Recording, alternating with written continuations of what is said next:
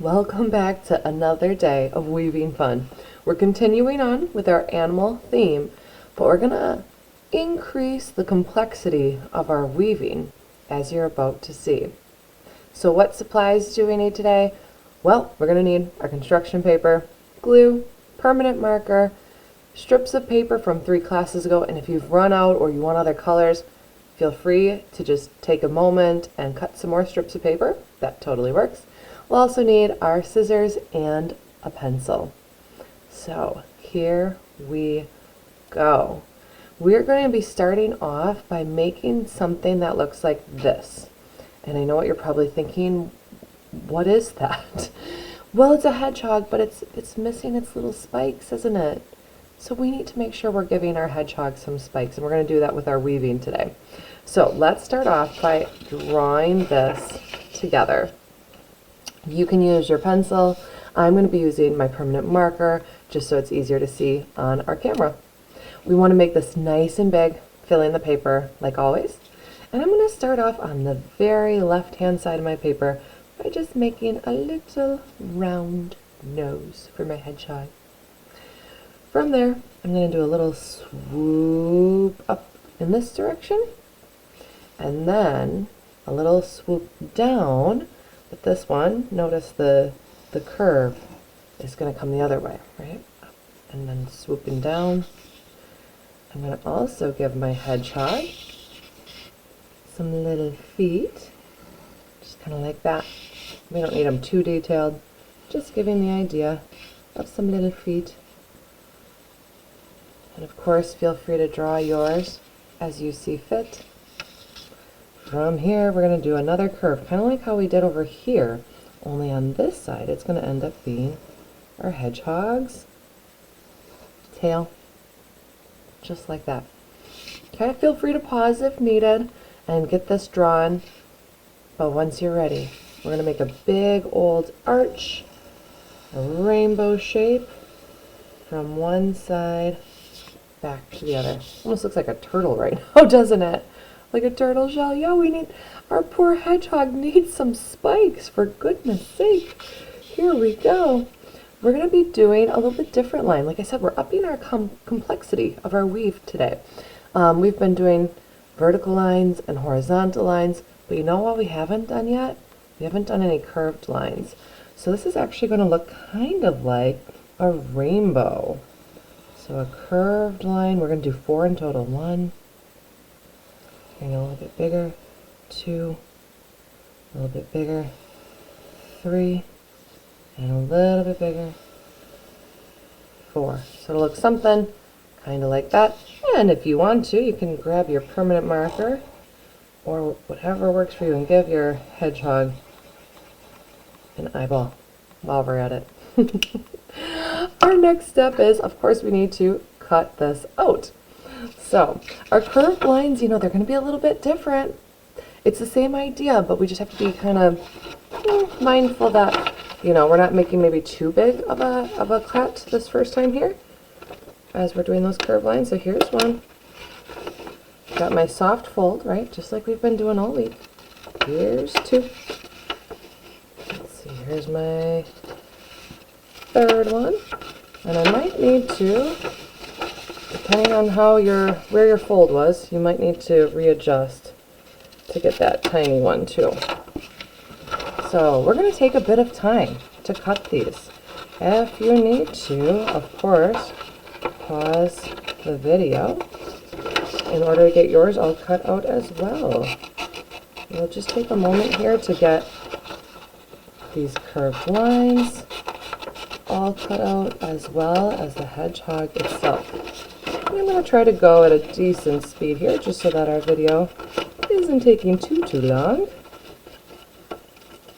And if you've got little tiny, like even on mine, there's some little rips and stuff. By the time we get our weaving in here, no one's going to notice. So if that's happening to you too, sometimes the paper rips, and just know that that's okay. It's going to look just fine. All right, let's see, I'm on to the last curved line here. A little bit different, right? More challenging. That's why we save this for last. Keep upping the challenges day by day, increasing our art skills, flexing those art muscles. We got something that looks like this.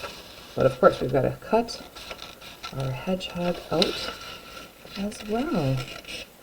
So as soon as you're ready for that step, go ahead and cut that cute little hedgehog, almost turtle-looking creature out right now. Don't worry, little hedgehog, we're going to give you your spikes. It'll happen. And it's going to be adorable. Coming around the nose.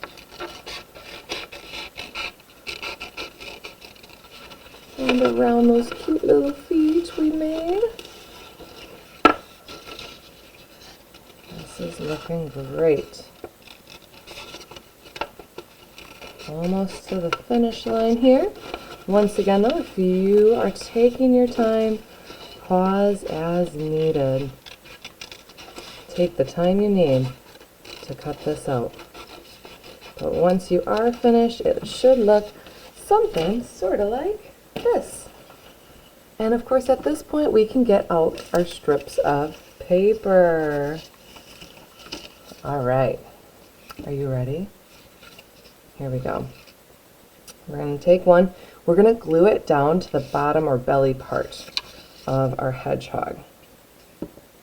So put in a little bit of glue there.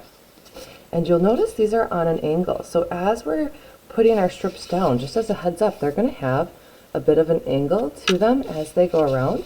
And there's going to be some overlapping too, which is different today than we've been up to. So making sure that that's glued down and let our weaving process begin. It's a curved line, but it's the same idea. You want to go over and under and over and under.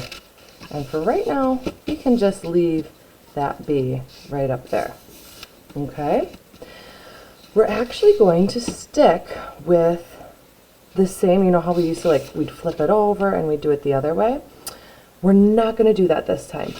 Because of this arch and the fact that we need to overlap, they might get in each other's way if we were to do it the other way. So we're actually going to stick to them all coming from the same side.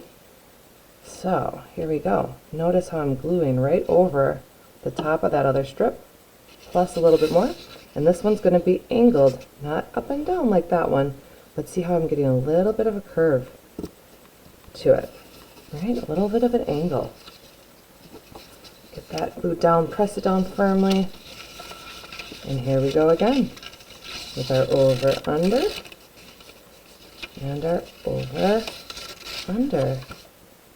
Oh, cute, right? Okay, whenever you're ready for your third strip of paper, go ahead and pick that out, or if you need to cut some more, go ahead and cut it out. Once again, it's going to have a little bit of a different angle than our last one. Press it down firmly, and here we go. Going over, starting over, going under, like so. And there we go. We've got some long spikes. Don't worry, we'll take care of those later.